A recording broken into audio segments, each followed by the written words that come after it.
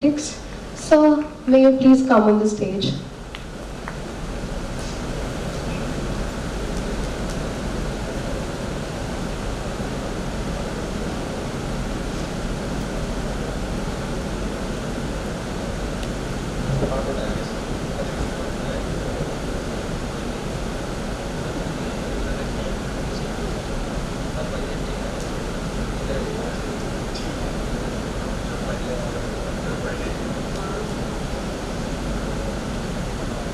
So we would be starting the session, and for that I'd like to call upon stage respected Dr. Amit Goel sir to give us a deeper insight about study participants and inclusion and exclusion criteria. So please come on the lectern.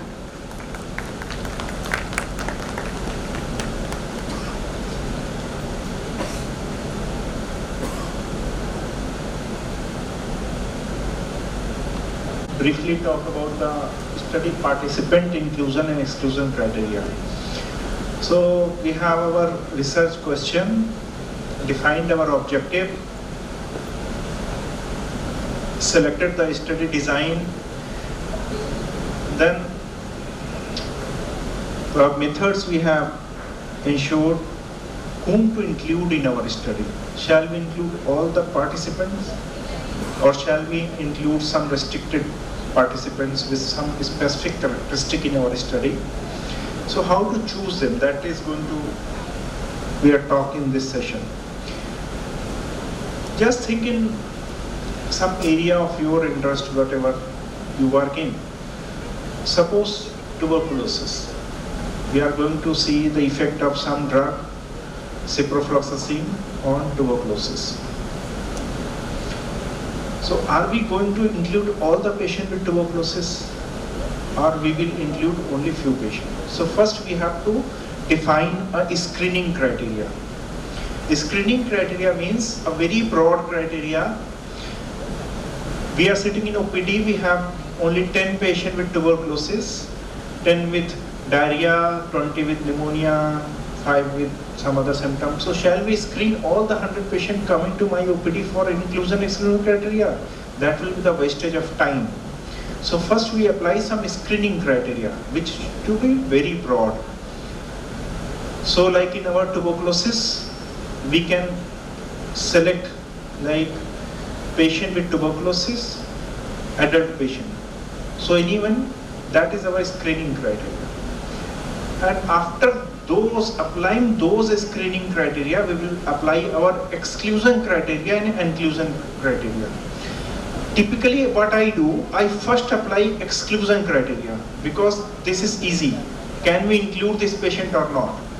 If there is any exclusion criteria, then obviously you cannot include that patient. So first apply your exclusion criteria. If the person has qualified, is not having any exclusion criteria, then move to your inclusion criteria, right? And once the patient is satisfying inclusion exclusion criteria, then the issue is consent. He is agreeing to participate in your study or not. So these are the 4 steps. First is screening criteria, then exclusion criteria, then inclusion criteria, and then consent.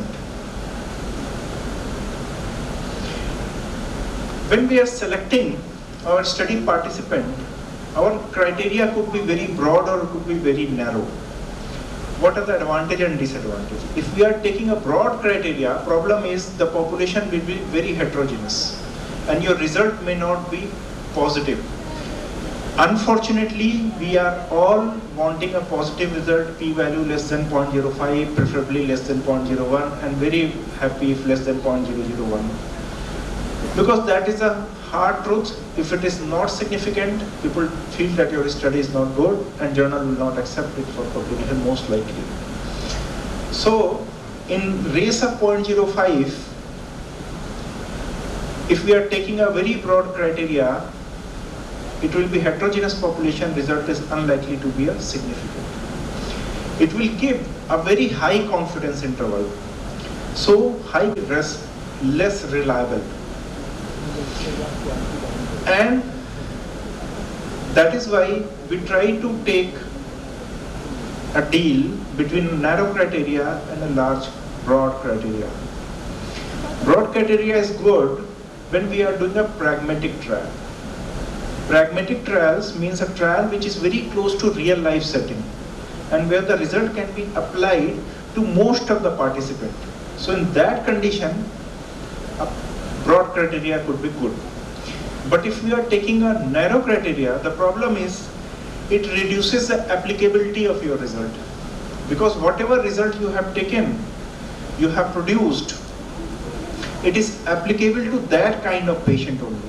And if you are selecting a very, very narrow criteria, result may not be applicable to a wider population.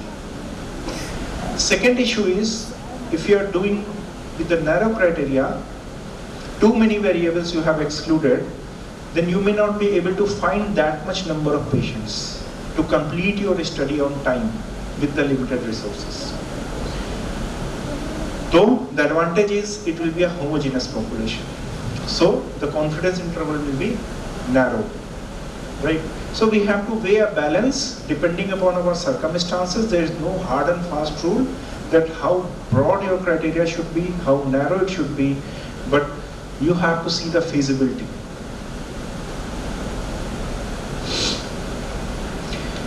Why we are taking exclusion criteria? When we are doing a study, why we are selecting some exclusion criteria is to take out the confounding factor. This is very important. A confounding factor is which is associated independently, the broken arms, the broken arrow, they are showing they are independently associated with the exposure of interest as well as outcome of interest, but they are not directly associated.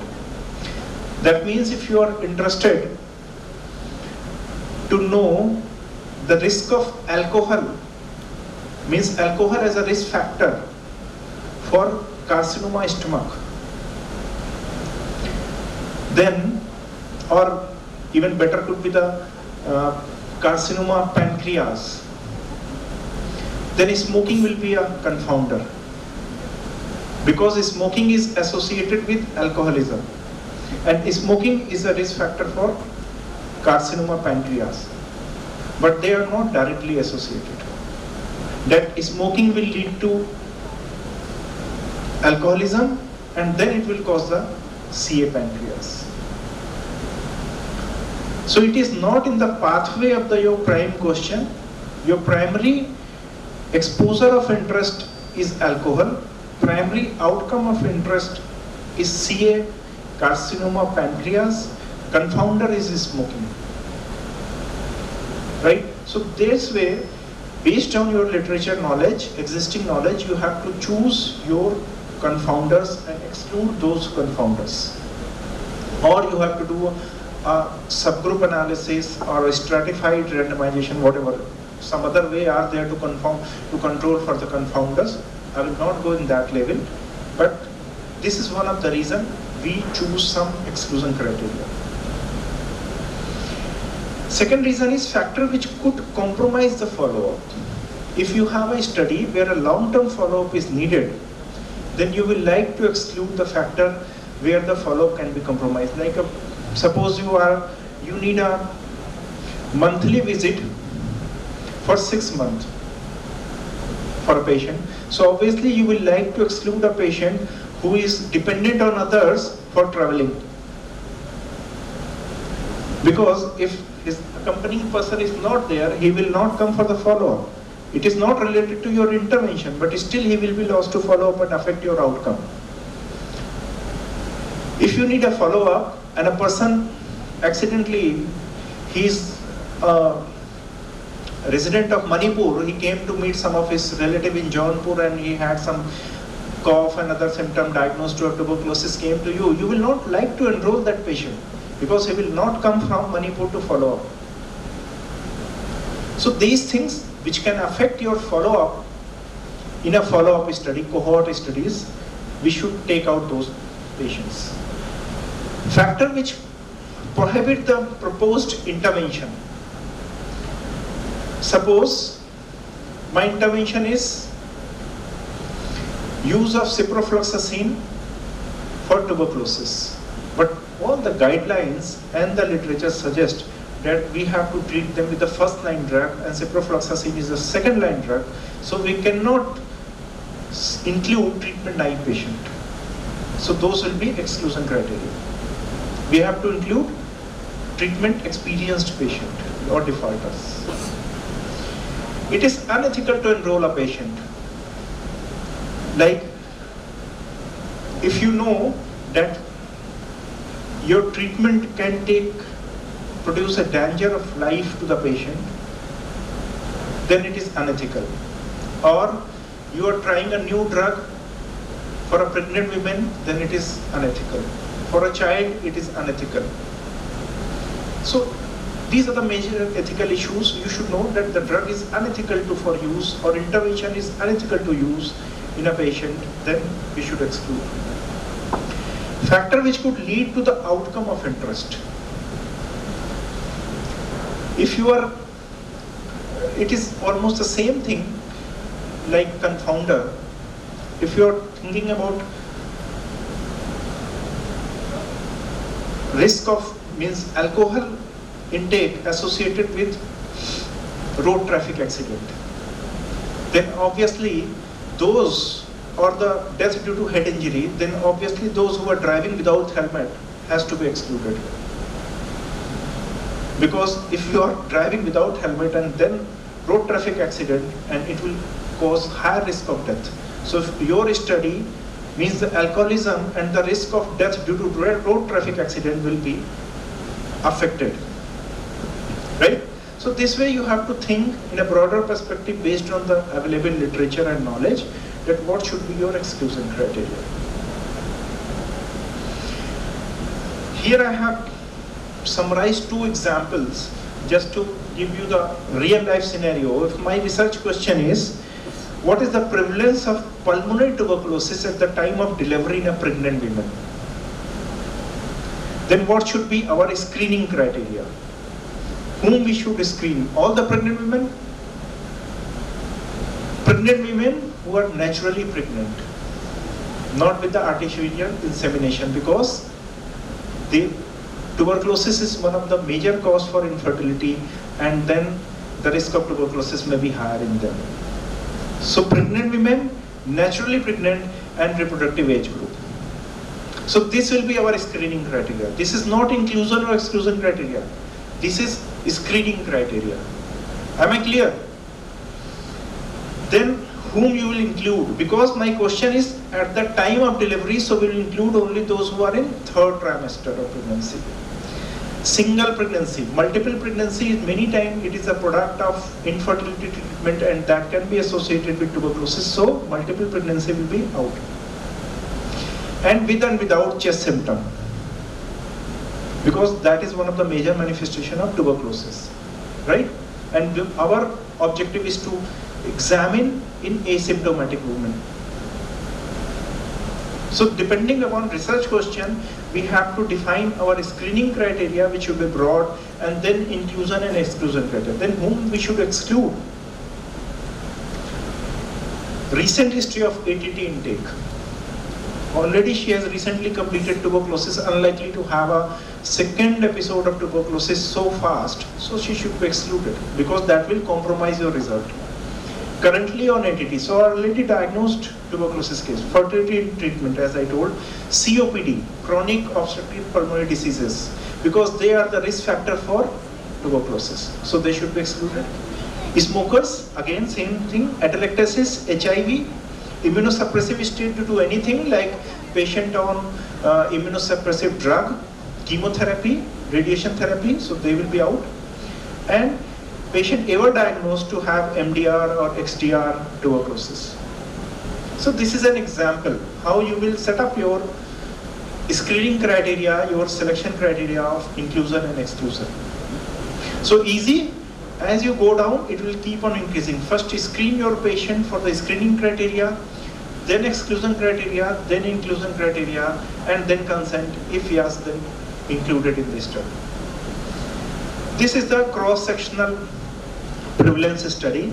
This is another example of RCT, randomized controlled trial, where you want to compare oral versus intravenous antibiotic for entry fever in children. So you are comparing two modality of the same drug in children with enteric fever. So what should be our screening criteria? Patient with acute febrile illness and children of 1 to 18 year of age. Right? All of them you will screen for exclusion and inclusion criteria. Inclusion criteria should be continuous fever, because we know enteric fever is high grade fever, continuous fever, moderate to high grade. You may even add that fever should be more than 7 days. It is just a rough thing. You may consider to add fever more than 7 days duration, treatment naive patient, right? And no localizing sign and symptom means the fever is unlikely to be due to like UTI, due to meningitis, due to pneumonia. Other causes are excluded basically. No red flag sign. What should be the exclusion criteria? Enteric carrier. A carrier patient, known carrier for enteric fever, because carrier state is known, so those should be excluded. Hospitalization is required. If a person requires hospitalization, that means you should not take him for oral antibiotics. Immunocompromised state. Obviously, they are likely to have a worse outcome, so they should not be, ethics should not be compromised. So they should be out of this trial. HIV positive for the same reason. Inability to swallow or eat. If somebody is not able to eat or swallow, how you will give oral antibiotics? There are many conditions, neurological illnesses, where the swallowing difficulty is there, then we should exclude those patients. Then if person is sensitive to drug, intravenous ceftriaxone, which you are trying to use, then you cannot include that patient. That has its exclusion criteria. And recurrent vomiting. So this is the how you have to choose, use your brain, read literature, screen the previous studies, selection criteria, inclusion criteria, and then consider each one of them in your circumstances and choose that which one should be included. So this is all about the selection criteria, inclusion and exclusion criteria. If any question, I will try to answer. Any question from the audience? Right. There is no rule for exclusion and exclusion criteria. It is just your own knowledge and ethics. Thank you, Dr. Goyal.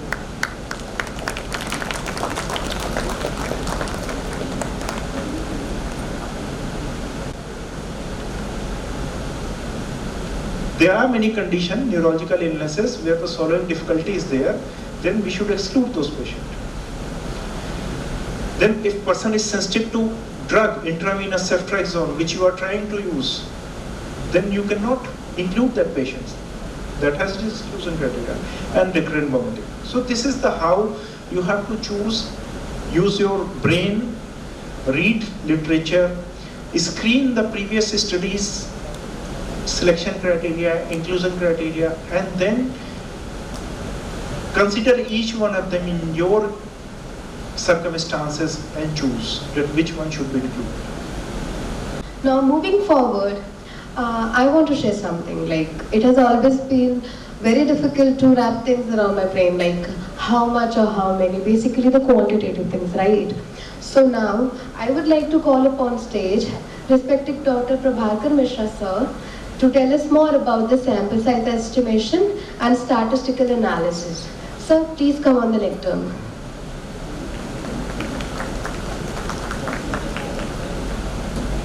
Again, after 10 to 20 minutes gap. So now, now I am going to discuss the topic of the sample size estimation. And the sample size estimation, one of the very, definitely all topics are important, but when we plan the study, so one question is coming in our mind, how many individuals we need to include in our study. And because ultimately number of individuals those we are including in the study, our project cost, study feasibility, as well as validation, generalization of the result, everything is totally affected by our sample size. So sample size, just before going to discuss in the actual academically, first one take an example. Like in the we plan a study, so there are two types of the a study we are conducting. One study is whatever all type of information, like what all the individuals as per those are our study population, everyone is being included in our study. Like the census, you know, India government every 10 years conducting a survey, that is census. So in the census, everyone included from the Indian, those are actually Indian population. So like the 2011 census, 121 crore population were there. So our 121 crore population were included in the survey. But when we are conducting this type of survey, means all are including in the survey. What happening? We need lots of the time, manpower.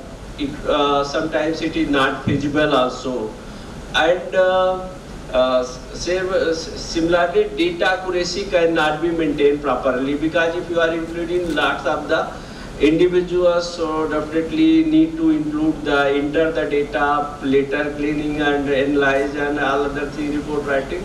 So we need lots of the time, and very difficult to things to manage. Similarly in the academic area, like in the hospital setting, where we are conducting the survey or study on the patient, so our patient, our individuals are limited. Similarly in the like STS project of the ICMR, MBBS students are taking, they are not, it is not possible to include 1,000, 2,000 individuals in the study.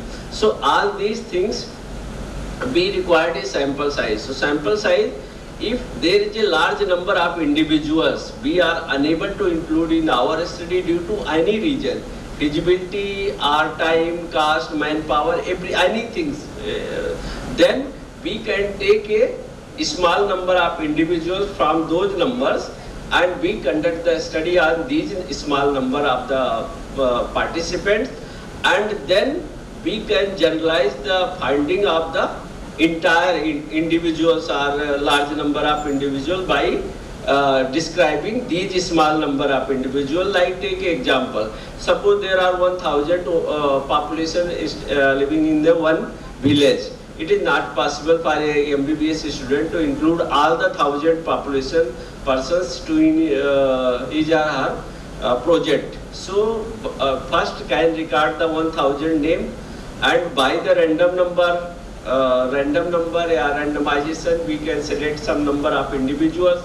We can conduct the study on these number of individuals. Then whatever result we are finding through our these small number of can generalize on the entire. Like if we are conducting in a study in a village, but based on the village, study finding same generalized for the state or districts. So sample size estimation, it is the basically from the population we select a sample, we conduct the study on the sample, and then based on this sample we generalize the finding on the population. So sample size estimation, how to say, how many individuals we need to include in the sample, that can be estimated by the sample size estimation method. So when we are conducting, when we are thinking to calculate the sample size, there are five, 6 things are very important, but main important thing is actually our study population, whether it is a limited or not limited. Like if we are conducting a study on the lung cancer patient, so lung cancer or HIV patient, so it is the population is very limited. You can't take much number of the individuals. So here, how much study population available for you to take the sample.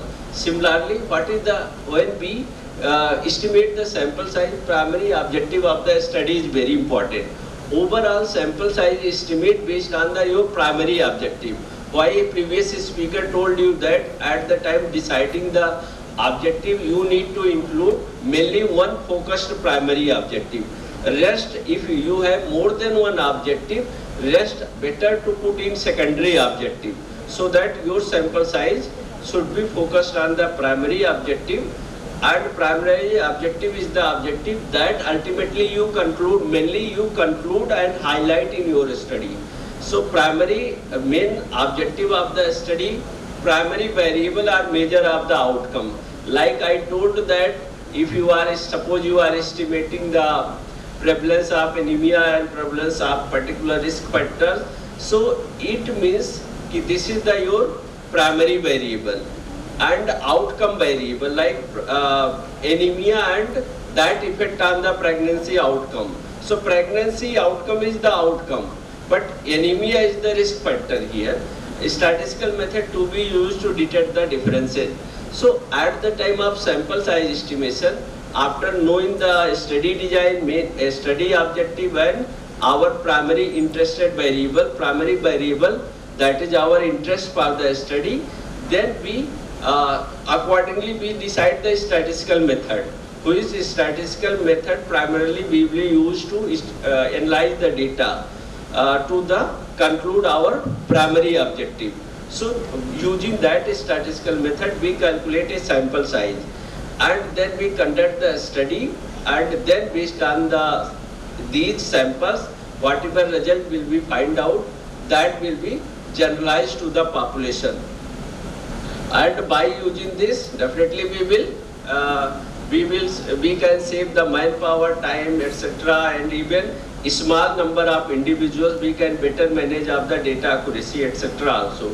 And the level of confidence and power of the test to detect the sample at the time of sample size. Level of confidence means if we are repeating any trial of 100 times, if suppose 95 times we are getting same result, then that is called 95% confidence interval.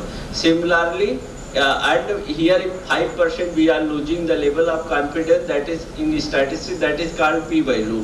5% means 0.05. Similarly, power of the study, this is the required when we are comparing or detecting the difference between two groups like case and control. We want to detect the difference. So how much study has power to detect the difference between case and control can be presented by power of the test. Okay, so all these things are important when we plan to estimate the sample size. These information should be available for us. So these information means some information is by default, like level of confidence 95%. This is the just like passing mark of the 50% in exam, like in medical sciences. Level of confidence minimum 95% required, minimum 80% power of the study is required. And at the time of estimation of the sample size, we need information to put in the formula. So these information how to get? Either we can conduct through a pilot study. Pilot study means some number of individuals, we can take a study on those individuals, whatever information we are getting, we can put in the formula, and by this we can calculate the sample size. Otherwise, if there are similar type of study literature available, by using those literature we can get that finding, and then we can estimate the sample size, because sample size is totally depend upon your prevalence or how much you are detecting the difference. All the things are important to estimate the sample size. Like if any disease is rare, like India, probably prevalence of the HIV is 0.1% or 0.2%. It means if 1,000 person will take, then we will get 2 HIV patient or 1 HIV patient.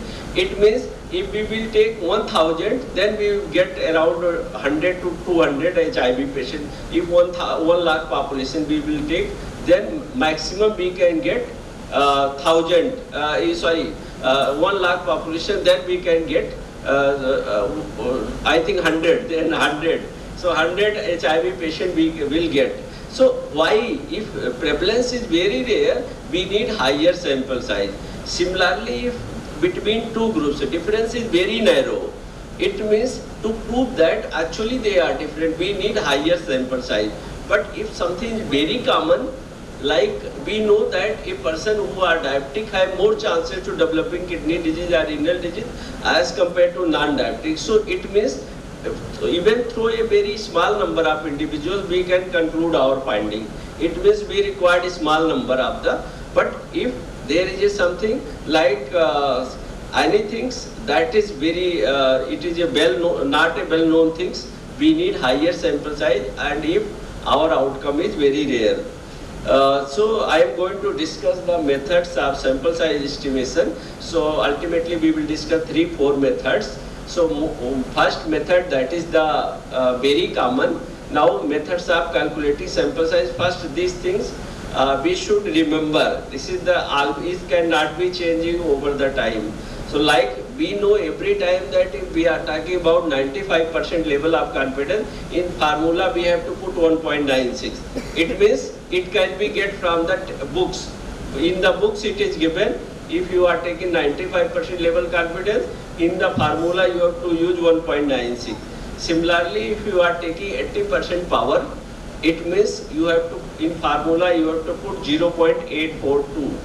And one thing is also important, if there is a non-comparative study, no need to power. If it is a non-comparative study, power is not required to include in the sample size estimation.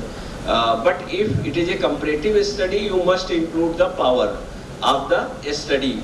So minimum 95% level of confidence and 80% power required to estimate the sample size. This is the passing mark for us. Matlab, this number you should take at least 95%, but you can take even 99.9%.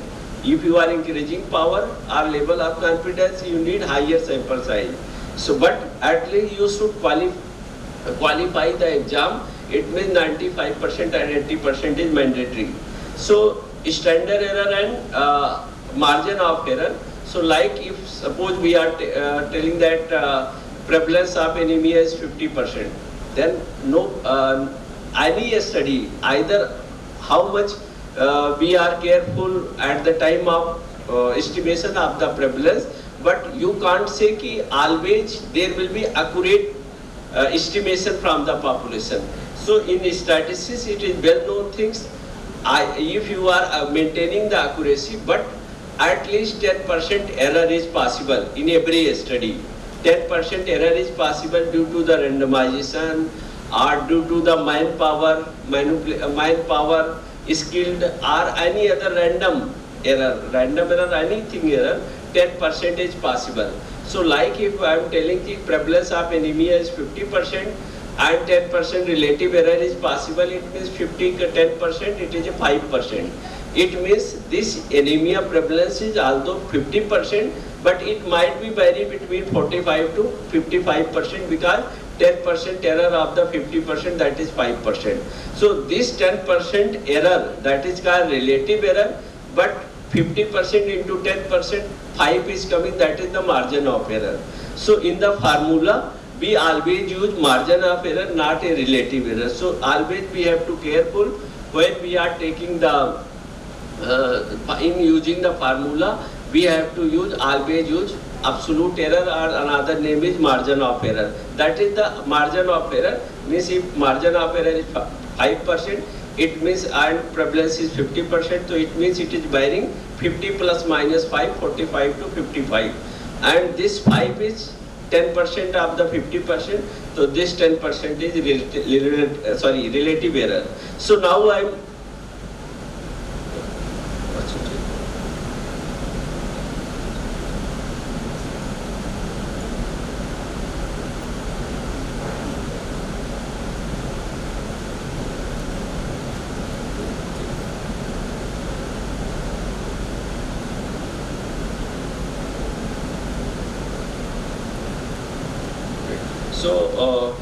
this is the basically difference between relative error and absolute error, because every time in formula we use margin of error, that's why we need to know the difference between relative error and absolute error.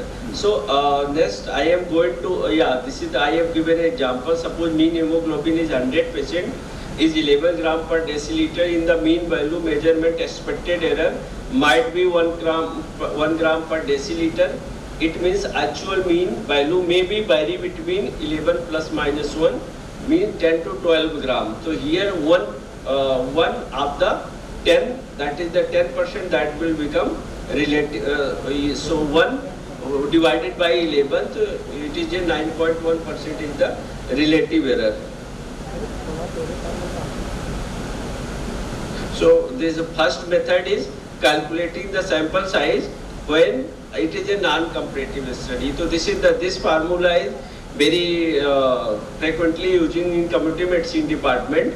So because most of the studies conducted by in the prevalence nature, but see, this is the very much, there are two situations. If you are estimating the mean value, then this formula is applicable. But if we are using prevalence study, then there is another formula. Like I have taken example in Lucknow, a old study stated that mean and standard deviation of the hemoglobin level in pregnant women was 10.3 gram and 2.3 gram per deciliter. Mean was 10.3, standard deviation was 2.3 gram. At 95% confidence level and 10% relative error, how many pregnant women required to conduct a new study in the community?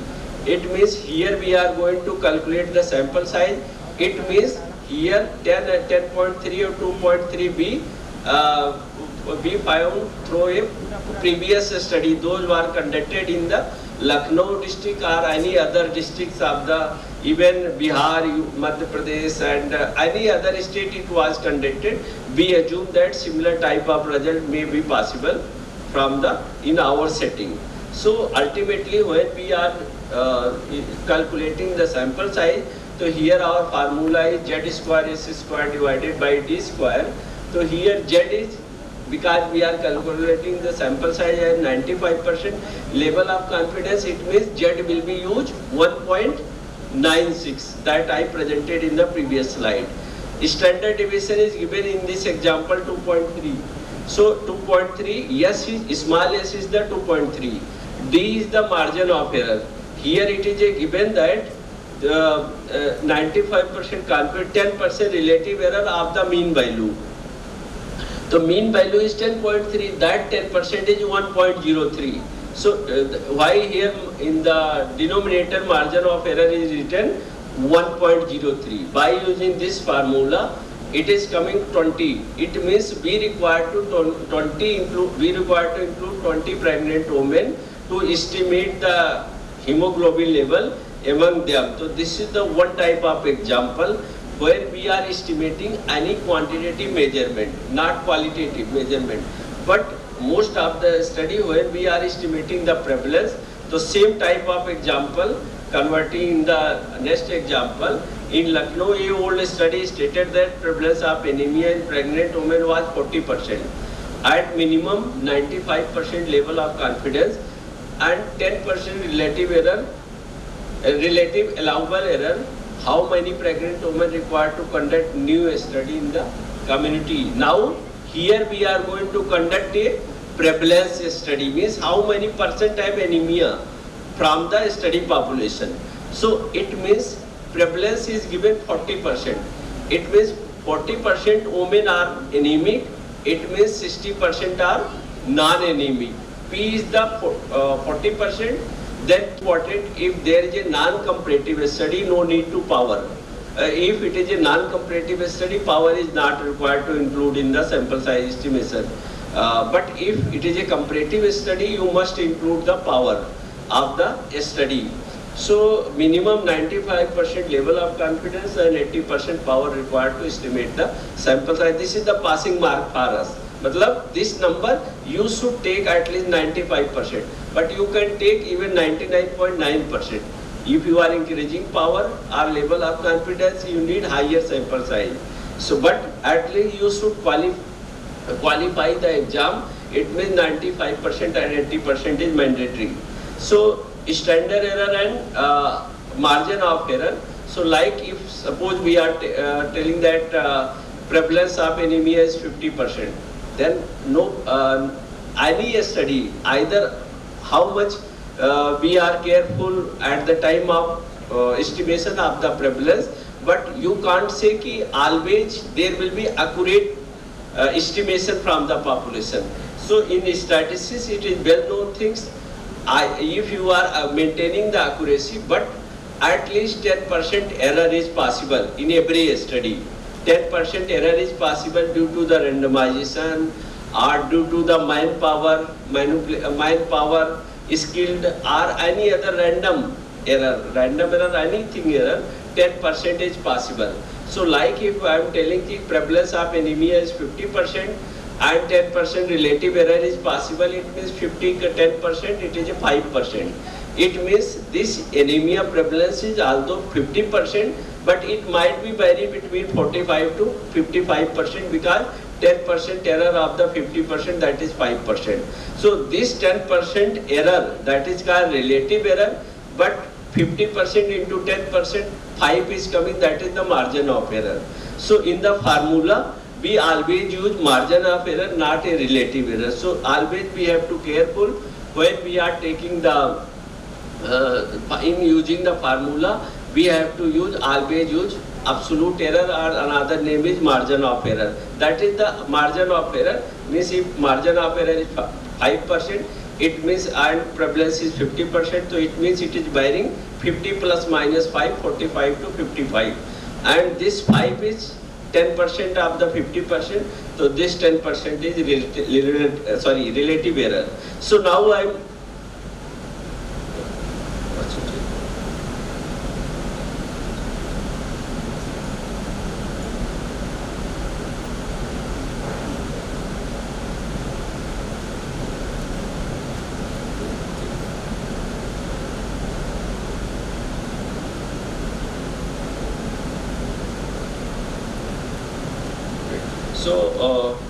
this is the basically difference between relative error and absolute error, because every time in formula we use margin of error, that's why we need to know the difference between relative error and absolute error. So next I am going to, this is I have given an example. Suppose mean hemoglobin is 100 patient, is 11 gram per deciliter. In the mean value measurement, expected error might be 1 gram per deciliter. It means actual mean value may be vary between 11 plus minus 1, means 10 to 12 gram. So here one of the 10, that is the 10%, that will become relative. So 1 divided by 11, so it is a 9.1% is the relative error. So this first method is calculating the sample size when it is a non-comparative study. So this formula is very frequently using in community medicine department. So because most of the studies conducted by in the prevalence nature, but see, this is the very much, there are two situations. If you are estimating the mean value, then this formula is applicable. But if we are using prevalence study, then there is another formula. Like I have taken an example in Lucknow, a old study stated that mean and standard deviation of the hemoglobin level in pregnant women was 10.3 gram and 2.3 gram per deciliter. Mean was 10.3, standard deviation was 2.3 gram.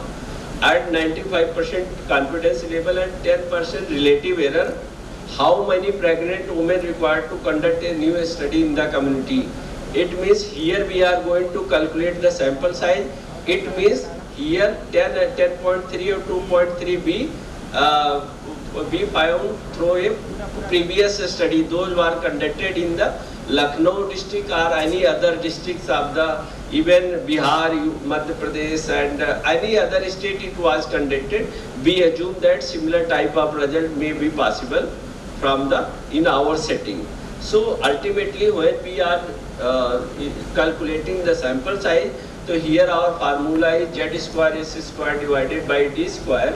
So here Z is, because we are calculating the sample size at 95% level of confidence, it means Z will be used 1.96 that I presented in the previous slide.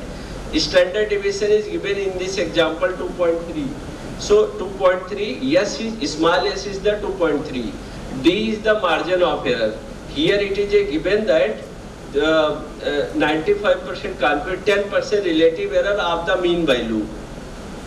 The mean value is 10.3, that 10% is 1.03. So why here in the denominator margin of error is written 1.03? By using this formula, it is coming 20. It means we require to include 20 pregnant women to estimate the hemoglobin level. among them. So this is the one type of example where we are estimating any quantitative measurement, not qualitative measurement.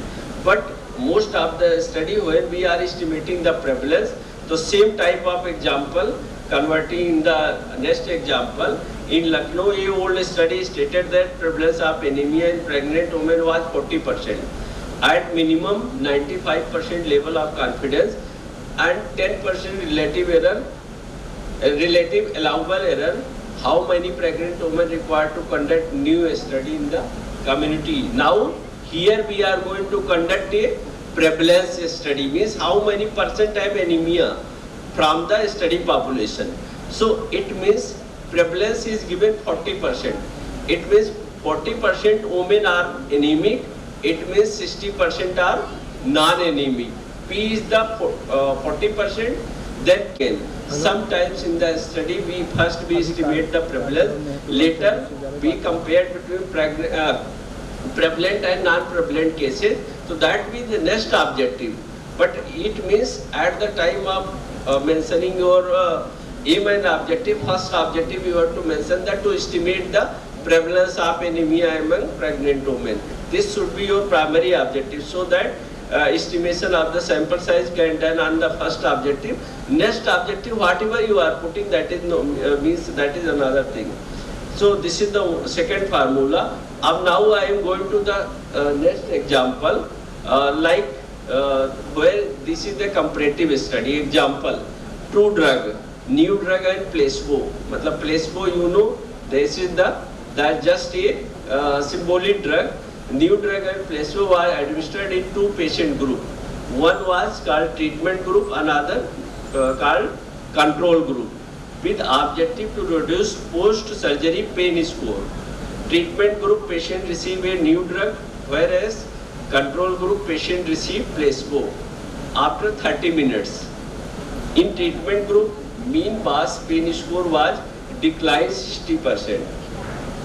as compared to baseline, whereas in control group only 30% decline. Treatment group, because we are using some improved drug, why it is a decreasing 60%. Another group, because either we are using standard protocol, or so that is why only decline 30%. At two-sided 95% level of confidence and 80% power of the study. We have to remember that 95% level of confidence, 80% power of the study, both are by default minimum requirement for estimation of the sample size. Test whether new drug is statistically different as compared to placebo. So every time in our study, our objective is whether both treatment effect is same or they are different to each other. Definitely every study is objective. So when we estimate the sample size, so I am not going to discuss the formula, because once we discuss the formula, it is mathematical class. So by using this, we are getting the 40 to 42 sample size. Now I have presented by the software. So see in the software, it is better to present in the proportion P2. One group we have mentioned 0.6, means 0.6 is the 60% prevalence in the one group. P1 is 0.3, means 30% prevalence in another group. Alpha error bar is 0.05. I told we are going to take 95% level of confidence. It means 5% level of confidence we are losing.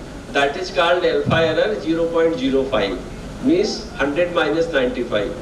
And beta 1 minus beta means power we have taken 0.80%, 0.80. And suppose we are taking equal number of patient between treatment and control group. So why I have mentioned 1 ratio, 1:1 ratio between treatment and control group. By using this, in the right side you can see there are 40 to 42 patients are minimum required in each of the two study groups. So presently there are various sample size softwares are available. You have to know actually how to use these values in that software, and automatically you can get the minimum required sample size and see once you receive calculated the sample size why always we told that we are estimating the sample size. So whatever we are estimating the sample size, minimum will be required to sample size include equal or more than that sample size. Like here, we have estimated sample size 40 to 42 in each of the two groups. It means better we can include 45 or 50 in each of the two groups, because if suppose in our study here, previous study we found that 60 and 30% was decline in pain between treatment A and treatment B group. But suppose in the real life situation, when you are conducting a study, you are getting only 10% difference. It means for the 30% difference, 60 and 30% difference, you are getting 42 sample size. But if you are getting in your study only 10% difference, it means this sample size will be insufficient for your study, and your study will called underpower. So why at the time of estimation of the sample size, don't take fake value, like just you are telling no, there are too much difference between two, so sample size is coming very small, and you have conducted the study, later you found there is very narrow difference between two, and for the narrow difference we need higher sample size. It means despite you have estimated the sample size prior to start the study, but at the time of presenting of the study, when they are sending the article for the publication, your study is underpower. So that's point you have to remember. At the time of including the estimating the sample size, you have to take the correct value to include in the sample size formula, and whatever you are getting the sample size, you have to take as much as possible more. Suppose sample size 42, you take any number more than 42, but you can't take less than 42. Now this is probably it is the last example. So in the another example I have taken, like previously we have taken 60%, how much percentage we are reducing the pain between treatment A and treatment B. Now this is the another example when we are estimating the pain score between treatment A and treatment B. Pain score, BAS score, you know 1 to 5 and 1 to 10. There are a scale of the pain score. So example, two drug, new drug and placebo was administered in two patient group, treatment and control group, with the objective to reduce the post-surgery pain. Treatment group patient received a new drug, whereas control group patient received placebo. After 30 minutes in treatment group, mean change in BAS pain score was 3.1 plus minus 1.5 as compared to baseline.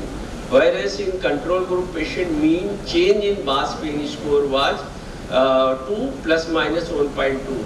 Here baseline to post, whatever difference we are detecting in the patient, that mean and standard deviation is given for treatment 1 and treatment group respectively.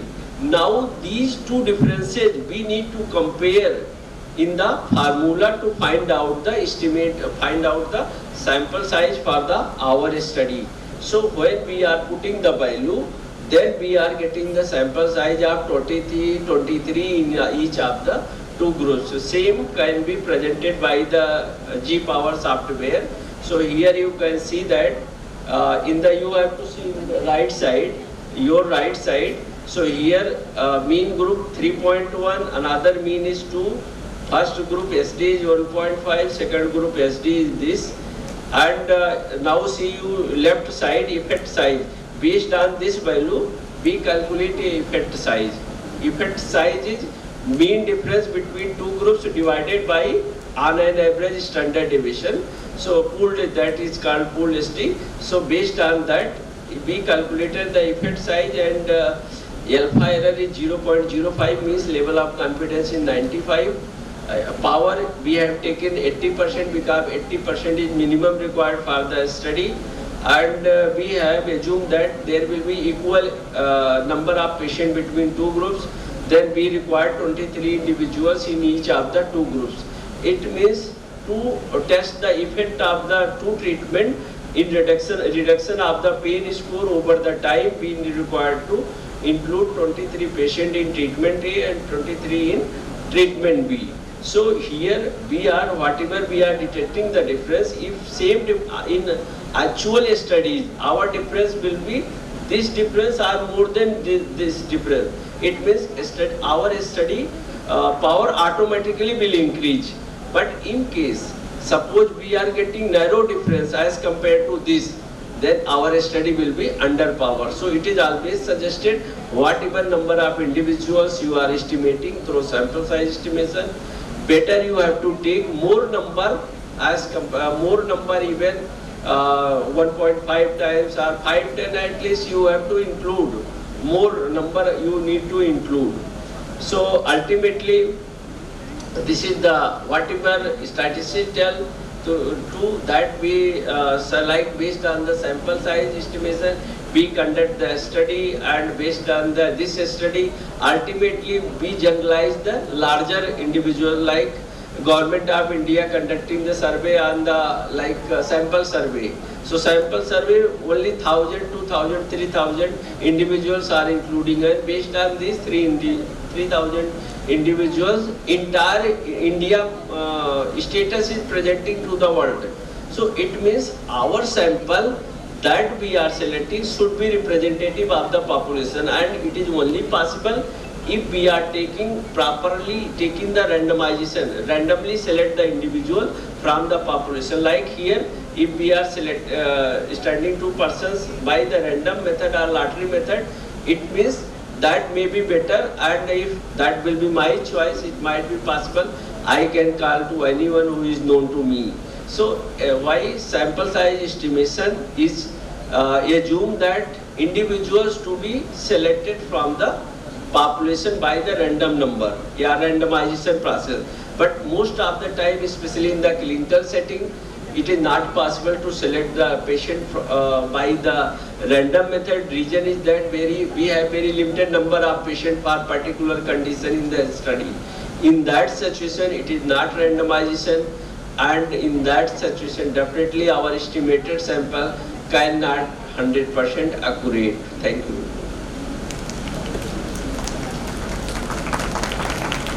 Any questions? To conceive the study means at the time of first we decide the research question, aim and objective. Then we study design and how to collect the information, questionnaire development, statistical or subjective tools, all other things we finalize. Same of the time we finalize the how we will analyze the data. Once we complete the data collection, how we will analyze the data and see. I told earlier that most of the time, without conducting the pilot study, they start the study. So it means if we initially we can conduct a pilot study, so based on the pilot study, definitely everything it will be clear. How we what is our study design, what is the problem in the data collection, which variable need to improve, how to collect all these information, which statistical tool or subjective tool still need to be included in the study. Similarly, a statistical analysis plan. So how we will have to analyze our data. So statistical analysis plan is because when we planning the statistical analysis, up to that time only questionnaire development has been completed or in the way, only aim and objective, research question, all other things final, but data yet not collected till the date. So it means there is a need for the experience to guess which statistical analysis to be used to analyze the data. I told in the study design once, if researcher is telling I am going to conduct a case control study, then we understand it means they are going to compare between the case and control. We are going to conduct a cohort study, it means I understand that they are going to follow the patient. We are going to conduct experimental study, it means they are going to provide one group treatment, another group another treatment protocol. Here cross-sectional study means all the information they are going to collect in one point of the time. So like this, by this way, in the case control study, statistical analysis is almost similar. Cohort study, there is a some fixed, means almost fixed statistical analysis, but most of that, we fix the statistical analysis based on the study variable, A-name, objective, all other things. Now this is the one of the example, like here, they are guessing just how we will analyze the data. So it means if our variable is categorical or quantitative, whether we are going to compare between two groups, three groups, because for the two groups there is another statistical method, three groups there is another statistical method for the percentage comparison, another statistical method, mean comparison, parametric method, median comparison, non-parametric method. So there is for every situation, even pre-post analysis, there is a different statistical method, follow-up study, different statistical method. So depend on our study objective and nature of the data, we decide the statistical analysis plan. So statistical analysis plan, this is the, there is a different things, data mainly, data, study objective, study design, all these things are very important to decide the statistical analysis plan. So statistical analysis plan, there is a some steps, and so because due to the time, I will try to sort it. So these are the some steps of the while we deciding the statistical analysis plan, like finalize your study variables. After the research question and aim and objective, we need to finalize the research variable, study variable, which variable we are going to collect the information, as well as what will be our outcome variable. Then decide our primary and secondary. Already it was decided before the statistical analysis plan, but we have to focus. This primary objective will be covered by these particular variable. These objective will be covered by this particular variable. So all these variables should be finalized as per our study objective. It is better to collect data from a few patients. I told you, you need to conduct a pilot study. If you are conducting the pilot study, it means through the pilot study you are collecting the information from the similar patient in earlier, and analyze the data, and accordingly whichever statistical analysis method you are using in that pilot testing, same type of you can plan for the larger study. Prepare a dummy table. Dummy table is very important, because once dummy table is there, accordingly we decide for this particular variable we will go this method, this variable we need to this method. So we have to bear, dummy table is one of the very important step in the statistical analysis plan deciding. Finalize the tentative statistical analysis. So by using all these things we have to decide the statistical analysis plan. So in the statistical plan, we need to mention how we will discuss and with missing data. So there is a, definitely it is possible some patient will, data is not possible, some patient will refuse at the time of data collection, or they will be not available at the home, or whatever will be happen, death and other situation. So how we will handle these things? Or like the situation if there will be some extreme value. So how we will handle the data if there will be a extreme value, like if MBBS student mainly they are 17 to 18 years, but one student is coming after 50-55 years, then mean age will be different of the study. Then how in that situation either we have to exclude that particular person from the study, or we have to change the statistical analysis plan, means mean is not appropriate, then we have to go for median, and accordingly statistical method we have to decide. And see, in the statistics, if we are comparing mean, that is called parametric method, other than mean, that is non-parametric method, accordingly we have to decide the statistical method. Software we need to decide which statistical software these comparison or these statistical analysis are available. The level of statistical significance. Usually in the medical sciences by default it is a P less than 0.05 means level of confidence is 95%. and power of the study. 80% is fixed. We can take more, but we can't take less, because otherwise study validity will be affected. So I have taken an example, like our objective is prevalence and predictor of anemia among reproductive age group women in India, a cross-sectional study. I mentioned that it is a cross-sectional study. It means by looking this topic, you can know that here is question in prevalence and predictors of anemia among reproductive age group women in India. It means we have to first estimate prevalence. Another, we have to estimate what are the factors actually responsible for the anemia. It means there is two main things in our study. So then what will happen? In the action plan, there will be action plan our studies. We have to estimate the prevalence of anemia. Then compare the variable between anemic and non-anemic women or persons, whatever as per objective. So it means in the table, one group will be anemic, another will be non-anemic. We have to compare between the groups. Factor predicting the anemia. If any variable which is difference, there will be difference between anemic and non-anemic, they might be a cause of the anemia. So all these factors separately we will put in multivariate analysis to find out actually whether these are the predicting or responsible for the anemia or not. That we are doing in the multivariate analysis.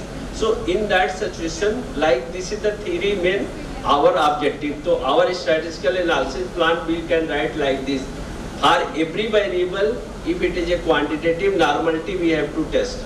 Normality, usually roughly you can understand, if the standard deviation is less than half mean, it is called normal data. So normally distributed continuous variable will be expressed as mean and standard deviation. And non-normally distributed variable as median interquartile, because at the time of statistical analysis plan, we don't know whether at the time of analysis our variable will be normally distributed or non-normally distributed. So initially we have to write, if it will be normal, we will use mean and ST, non-normal we will use median interquartile range. Categorical variable is presented in number or percentage or frequency or percentage. So because like gender male, female, so mean ST cannot be used. So here we will use, there are these number of males with this percentage, these number of diabetic with this percentage. So number and percentage to be presented. And see, every study, these quantitative and qualitative variable is always there. Suppose no variable is used, age is also quantitative variable. Weight, BMI, all any variable you can use is quantitative. So these are the common wording. Chi-square Fisher-Jet test will be used to compare the proportion between the groups. There are various methods to compare the proportion or percentage, but Chi-square and Fisher is very generalized method. And you can write in anywhere. Okay, so you are using Chi-square test, it means it is used to compare the percentage. But if small sample size, there is some situation, in the same situation we use Fisher-Jet test. Independent sample t-tests are mean Whitney test to be used to compare the mean. If mean is applicable, independent t-test, median will be applicable, Whitney test will be used. These statistical analysis plan I have written based on our objective. That I mentioned 3 objectives. Now last was the estimate, this is our action plan. So here multivariate binary logistic regression analysis will be used to find out the predictors of the anemia. Ultimately, we will compare all the variable between anemic and non-anemic. Those p-value will be significant. We have to further include in multivariate analysis to find out actually which variable are important for the anemic. Like the Olympic game, every country sending the players, but ultimately overall 3 players are coming, gold, silver and others. So it means multivariate is the situation where all the important variable be including, but finally there are most strongest factors like Lamarck-Darwin principles, so only most strongest will be survive. So like the situation in multivariate analysis, only important most strongest variable will come out significant in multivariate analysis. P-value we have to mention because reviewer don't know what was the your cutoff value. So you have to mention that P-value less than 0.05. And I telling you, sometimes we can change the P less than 0.05 also. Like P less than 0.01, we can consider if P value will be this, then we will consider significant.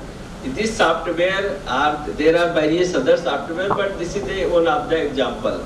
Okay, so this is for this particular example, this is the dummy table. So here total, first suppose we have 400 population we are going to cover in our analysis data collection of the anemic and non-anemic women. Means 400 women we will select.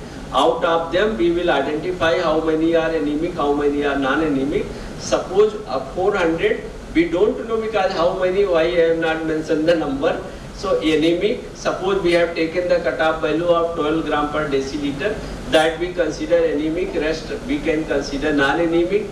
And then here we can, this is the dummy table. It means by looking this dummy table, we can decide like age are going to compare between anemic, non-anemic.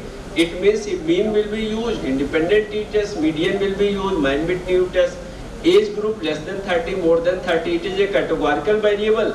It means chi-square test will be used if sample size will be sufficient, otherwise Fisher-Jet test will be used. So like this situation we can decide how we will calculate the p-value. And the last was the predictor of anemia among reproductive age group. Our predictors, like first we have identified how many variables were find out significant in this table. Those variables we have to include in multivariate analysis, and only final variable those are coming significant in multivariate analysis.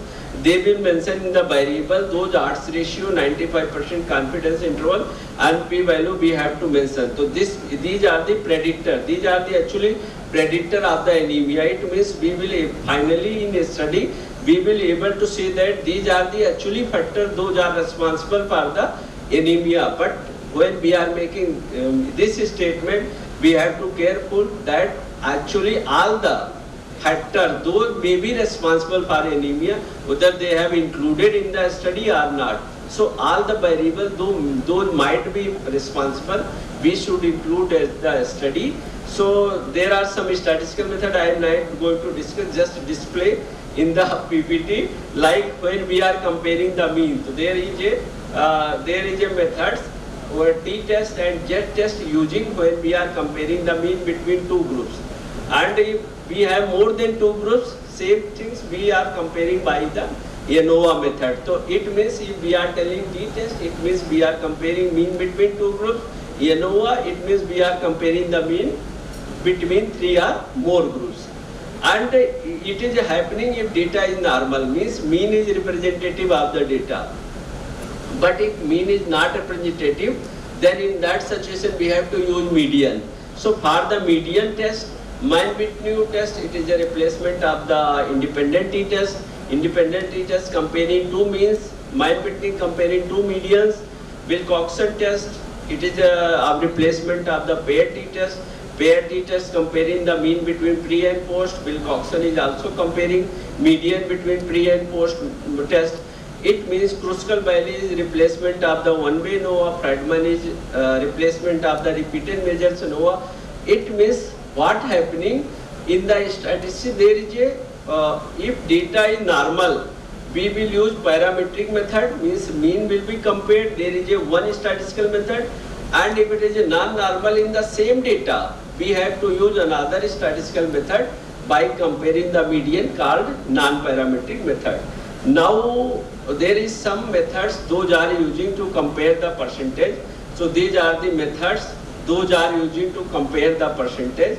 So all these are the methods to use to compare the proportion. But definitely at the time of selecting these statistical method, we have to remember that some methods are like McNemer test. These are the used for pre-post data. But Pearson chi-square test using the independent variables, means two variables on the same data, same patient, two variables.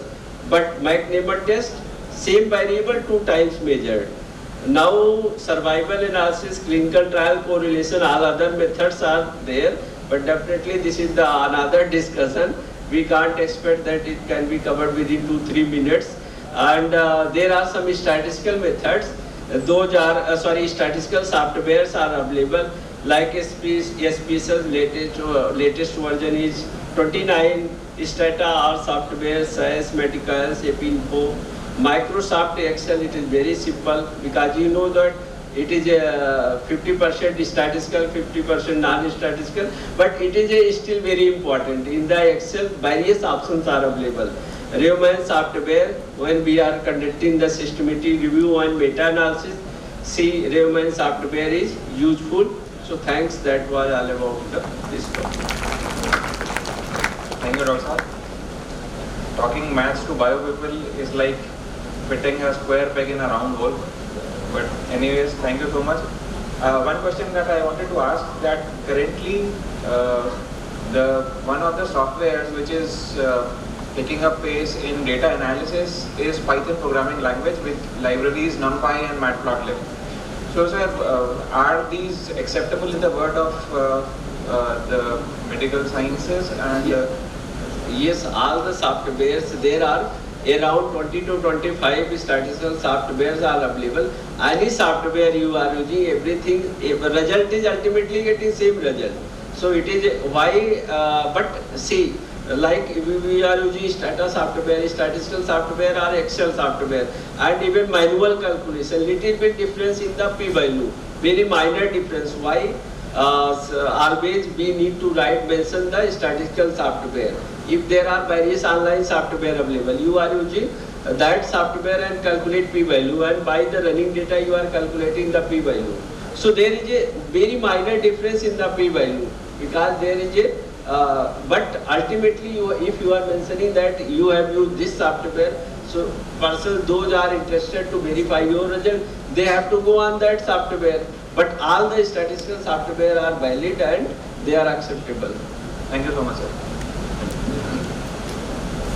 Sir पहले तो आपका जो ये दो talk अभी हम लोगों ने सैंपल साइज पे और ये बाद वाली analysis sample statistical analysis plan पे हम लोगों ने जो सुना है, इससे सबसे पहले हमको ये लगता है कि हम लोगों को अपनी बायोस्टैटिक्स में पकड़ और थोड़ा इम्प्रूव करने की ज़रूरत है, because we feel that we will need it in our future research topics.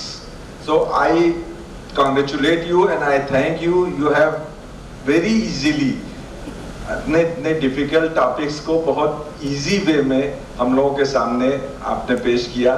Thanks for that और आपको इसके लिए congratulation. Thank you. With this